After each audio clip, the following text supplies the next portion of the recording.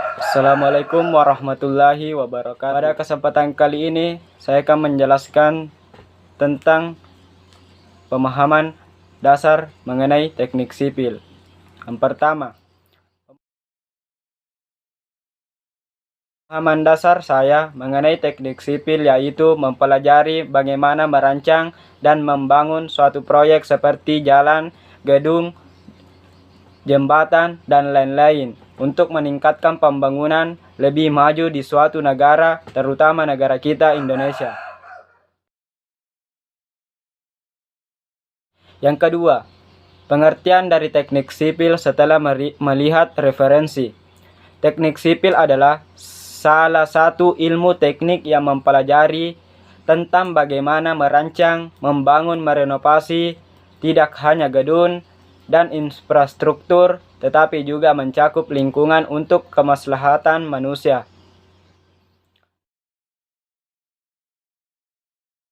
Adapun istilah-istilah dalam ilmu teknik sipil diantaranya. Yang pertama, struktur. Struktur adalah ilmu yang mempelajari masalah struktural dan material yang digunakan untuk pembangunan, seperti beton, baja, kayu, atau bahan lainnya. Yang kedua, geoteknik. Geoteknik adalah ilmu yang mempelajari struktur dan sifat berbagai macam tanah dalam menopang suatu bangunan yang akan. 3. Hidrologi dan lingkungan. Ilmu yang mempelajari air dan lingkungan alam, pengendalian dan permasalahannya seperti waduk atau bendungan. 4.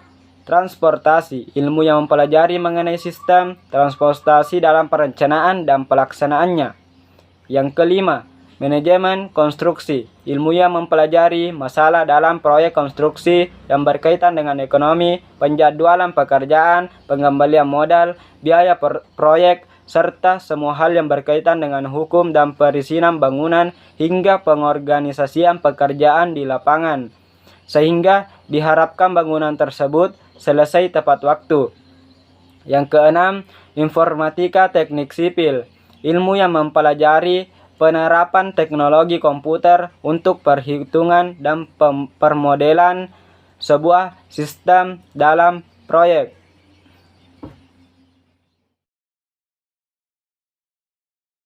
Keluasan cabang dari teknik sipil ini membuatnya sangat fleksibel di dalam dunia kerja.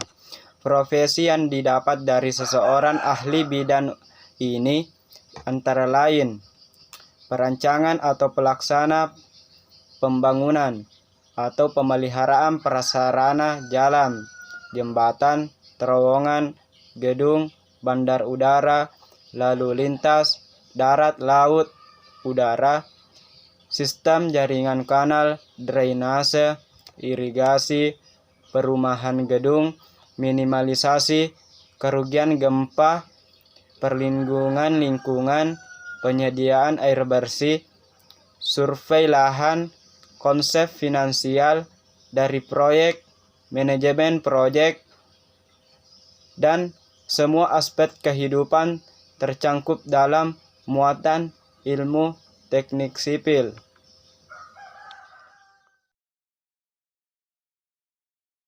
Perbedaan dari arsitek terletak pada posisi ahli teknik sipil dalam sebuah proyek. Arsitek menyumbangkan rancangan, ide, kemungkinan pelaksanaan pembangunan di atas kertas. Hasil rancangan tersebut diserahkan selanjutnya kepada staf ahli bidang teknik sipil untuk pelaksanaan pembangunan. Pada tahap ini, ahli teknik sipil melakukan perbaikan atau saran dari pelaksana perencanaan, koordinasi dalam proyek, mengamati jalannya proyek agar sesuai dengan perancangan. Selain itu, ahli teknik sipil juga membangun konsep finansial manajemen proyek atas hal-hal yang mempengaruhi jalannya proyek.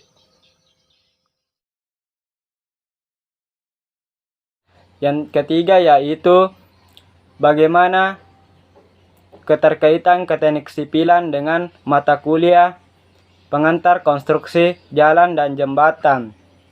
Menurut saya sangat berkaitan karena jalan dan jembatan adalah salah satu ilmu teknik yang memspesialisasikan dalam perancangan dan pembuatan jalan dan jembatan, khususnya jalan bebas hambatan atau yang lebih dikenal sebutan jalan tol.